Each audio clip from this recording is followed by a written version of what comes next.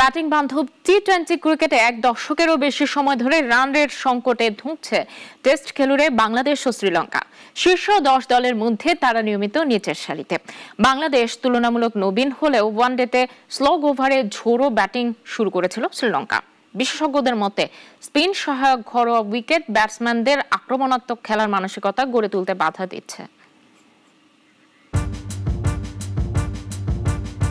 টি-20তে run রেটের হিসেবে শীর্ষ 10 দলের মধ্যে সবসময় নিচের দিকে থাকে বাংলাদেশ ও শ্রীলঙ্কা। 2015 থেকে 2019 পর্যন্ত বাংলাদেশ ছিল অষ্টম আর শ্রীলঙ্কা দশম। 2020 সালের পরেও একই চিত্র। চলতি বছরও তাদের অবস্থান 8 ও 9 নম্বরে।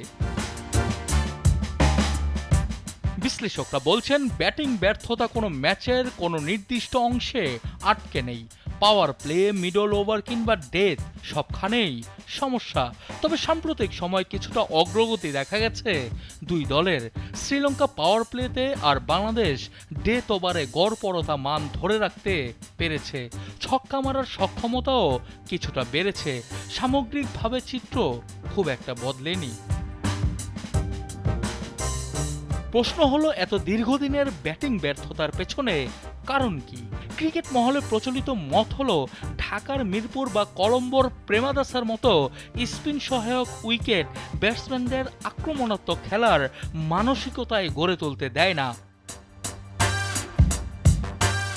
2023 সালে সনদ জয়সুরিয়া প্রকাশ্যে ক্ষোভ দেখান নিজের দেশের ধীরগতির উইকেট নিয়ে।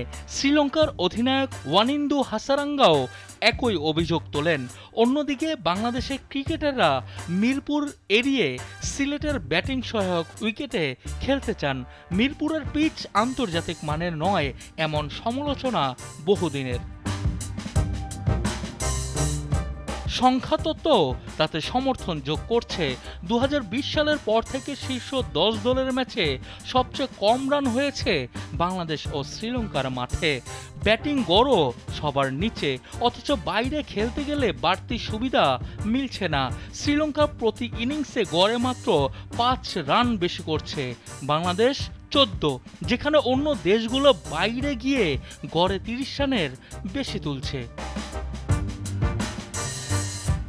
সব মিলিয়ে এশিয়া কাপের মতো কম রান হওয়া কন্ডিশনে হয়তো সুবিধা পেতে পারে বাংলাদেশ ও শ্রীলঙ্কা। তবে আগামী টি-20 বিশ্বকাপ ভারতে হওয়ায় বড় রান তোলার চ্যালেঞ্জ থেকেই যাচ্ছে। বিশেষজ্ঞরা বলছেন এই দুই দেশের রান রেটের দীর্ঘমেয়াদী সমস্যা কাটাতে চাইলে ঘরের মাঠের উইকেট উন্নত করা জরুরি, নইলে আক্রমণাত্মক ব্যাটিং সংস্কৃতি তৈরি হবে না, আর বিশ্বমানের টি-20 প্রতিযোগিতায় তারা পিছিয়েই থাকবে। সানিয়া আহমেদ, নাগরিক।